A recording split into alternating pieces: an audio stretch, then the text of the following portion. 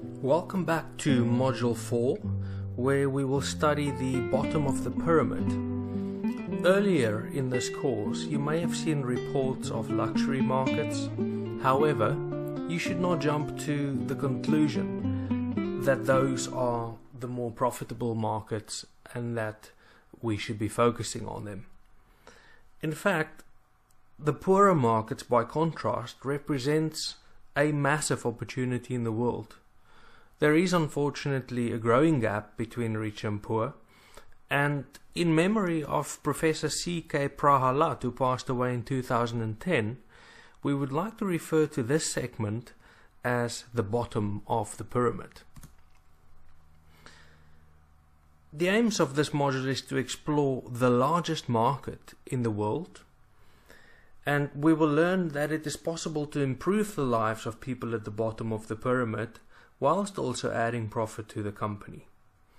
Our objectives are to briefly look at case examples in Brazil and India, and then to explore what Professor Prahalad taught the world, and to look at opportunities at the bottom of the pyramid, and finally to discuss Longtail theory. I hope you will enjoy this session and look forward to answering your questions in the forum. Did you know that George Paulo Lehman, who is the gentleman on your right, who owns Anheuser-Busch, is the richest man in Brazil? He did not do so. He did not become the richest man in Brazil by selling upmarket wines to the wealthy sector. But instead, he did this by selling the cheapest beer to those at the bottom of the pyramid. If you look at the gentleman on your left, Dilip Shanghvi, he's the founder of Sun Pharmaceuticals in India, and he's India's second wealthiest man. He did not achieve this status by selling expensive drugs to the wealthy, but he did this by producing or mass producing products so that it becomes affordable to those at the bottom of the pyramid.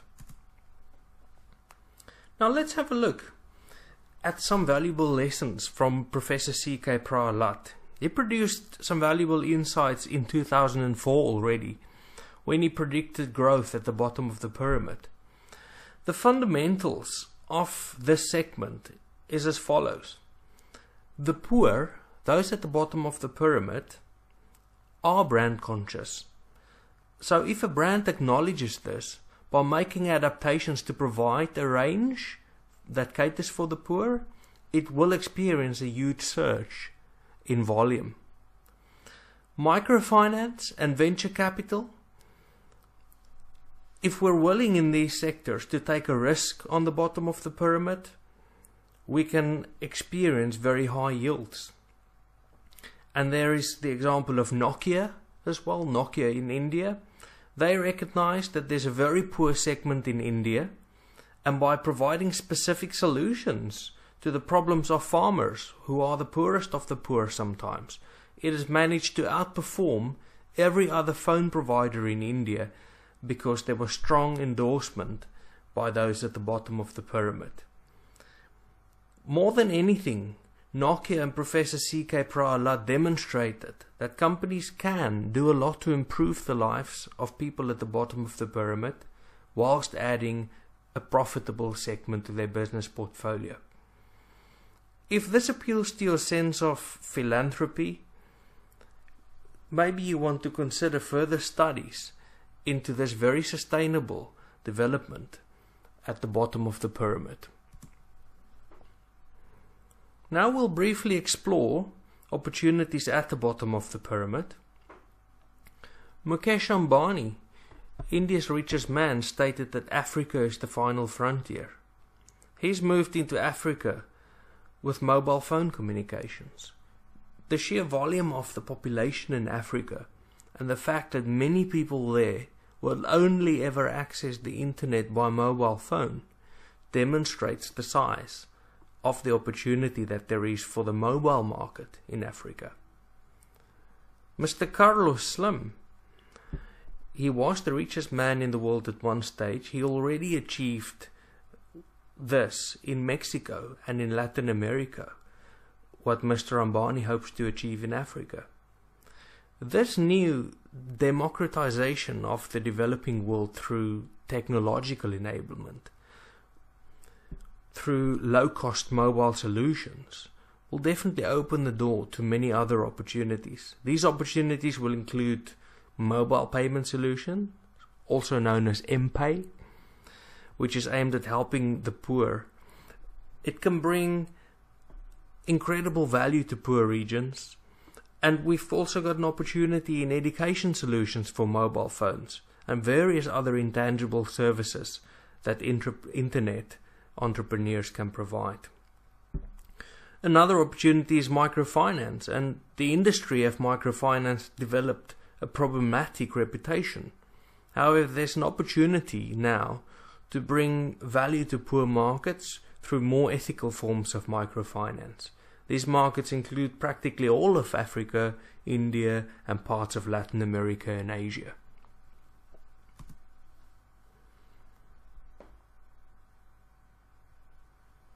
If you're a smaller trader or marketing firm and you're looking for new market opportunities, we would recommend Alibaba.com. It's a great starting point. It's easy to gauge the supply and demand through these research tools. Of course, there's Amazon as well. Now, you might look at the information that we're presenting on the screen right now and ask the question, is the bottom of the pyramid perhaps inverting? Well, as millions of people are changing class, moving up the pyramid, there are also other markets that benefit from this. One such example is the UK education system. It now receives more students from China and India than it receives from the entire European Union. This brings us to a very interesting philosophy that an international marketer should always remember. If we look at the other segments, which is circled, if you look at the bottom left on your screen, we see that it represents a larger number in total than all the countries above together. So the other segment, circled in red, would represent a total volume that increases whatever the other markets combined is providing the UK. So all the small countries who by themselves are not significant, if we look at them combined, it offers a very substantial combined volume. And this leads us to Longtail theory.